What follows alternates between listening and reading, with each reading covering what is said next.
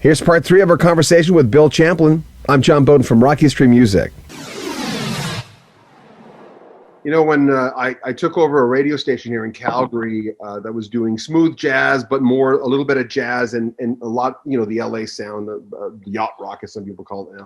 Yeah, right. One of the first songs I brought in was from Runaway was Sarah, because I mean, I know I'd heard your interview you did with the other Canadian guy. Anyway, you referenced Sarah a little bit, but going back to that album as you are now, beyond the health scare and everything, is there any? And I love that album. One of my favorite albums. Oh, the Runaway album? Oh, I love that. It's kind of funny. David and I were both kind of busy when we did it. We had done the single album, and we had a lot of side stuff when you were doing it. Well, it was kind of, we just sort of knocked it off. But David's so good, and I was singing pretty good. I mean, things were happening with it. I had a conversation with a lady from the record company, and she said, Bill, your single album's beautiful, but there's just too much R&B on it. You know, it's just a little too black. Can you kind of whiten it up and rock it up a little bit? I said, okay, I'll go that way. At the same time, over at A&M Records, William Smith, you know Smitty? I know of him. Yeah, he was originally from Montreal. He was just a great musician, and some of his songs are almost country. They said, any chance you could be a little more black? You know, so we got together and we said, why don't we do each other's albums? He said, nah, I don't think so. They're going to see through that one in about a New York minute. But we're going, it's just like, there's no color. It's music. The coloring is in the arrangement and the music and the notes and the melodies. It's not in the people. Give me a break, you know. What would you tell that guy, knowing what you know now? Because I'm not saying in a negative way, because it's one of my all-time favorites from that era. But is there anything you tell that young guy back then?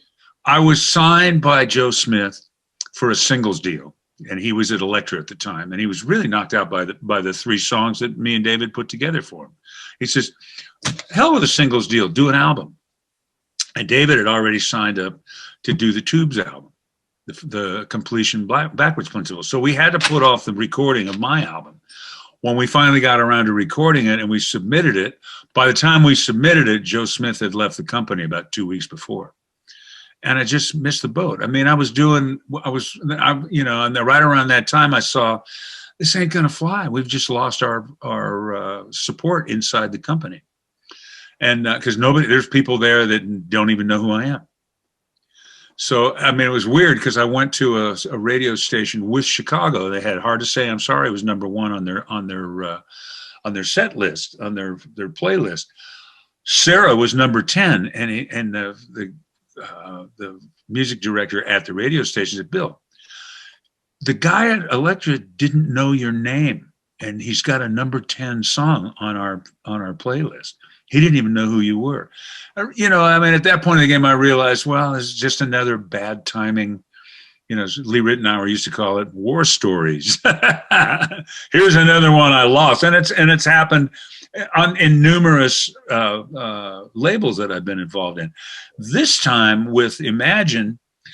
Bob Weingard's Imagine Records, he's got a situation. First of all, he put Shauna O'Donnell, who's a great publicist and a real sweet lady. She's got me slamming, you know, talking to a lot of different people. We're doing everything we can to try to get this record to happen at whatever level it can happen. You know what I mean? When's the first time you heard one of your songs on the radio? How far back does that go? Oh man, I think the first time I heard my voice on the radio was a Levi's advertisement when I was about 16, 17 years old. Well, when did you know you could do this? How about that? And were your parents there? Did they get it? And when did you know you could do this? Well, my dad couldn't carry a tune in a bucket, and he was never really all that far into it. I mean, he was a judge. He was a lawyer and became a judge, and my mom was a very talented musician.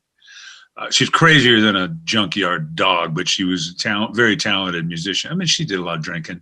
Things were, so I mean, I went through that for a good period of time in my early career. And so I think that's why sometimes when opportunity knocked, I answered the phone.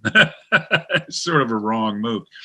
But I mean, that's been behind me since 1985, I think. I've left that alone. When you were young, were your best friends playing records, or were they also in bands with you when you were a teenager?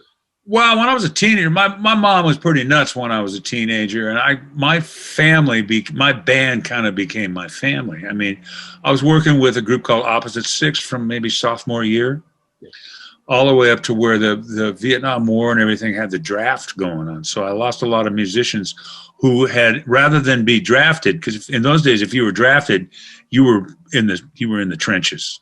If you could maybe get into the band or maybe become a microwave radio guy or do something other than that, you might be in for more years than a draft year, but you got less chance of being on the front line.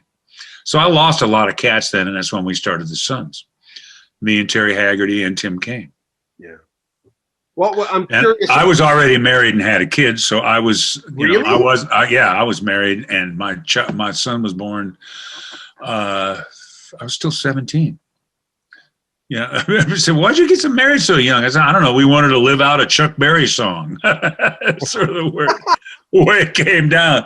And we were together for about 15 years. We went through all the whole San Francisco scene, and we went from playing little sock hops in Marin County, and we started working the Avalon and the Fillmore, and we became kind of an integral part of the San Francisco scene. What we didn't have happen to us was we made a record, and it was especially musicians really liked what it was doing, but it just didn't get the push that we thought it was going to get. And so as we top billed the Doobies, boom, they went on to rule the world. Even Creedence, we did one gig where they were second line in us. But that, we kind of stayed there. Like I say, every time opportunity knocked, we answered the phone. we just kind of missed a lot, and maybe we were just smoking too much dope. Very, very possible. I mean, we were buying the whole image, Well, yeah, especially me. Is that song about conflict? Am I wrong?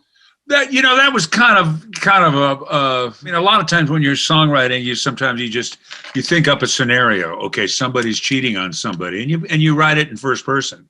That was one of those. That was a kind of a professional lyric job. I did it, but that track is ridiculous.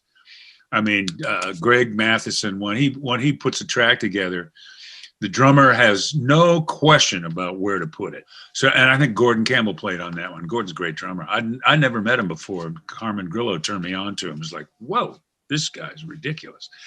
As well as Alan Hurst. So that song. I mean, it's not about my life by any means, but there's a certain, wanting to hear truth kind of things running through probably all the songs at some level.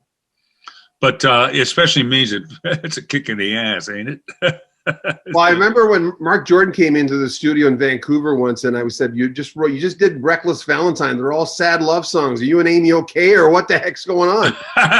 And he said basically what you just said. Well, it's a you just get into the mindset. And yeah, you see a scenario that has a certain amount of conflict in it, and it's really easy to write about it because you can start it in a negative and try to build it to a positive, which I've kind of done my whole career at some level,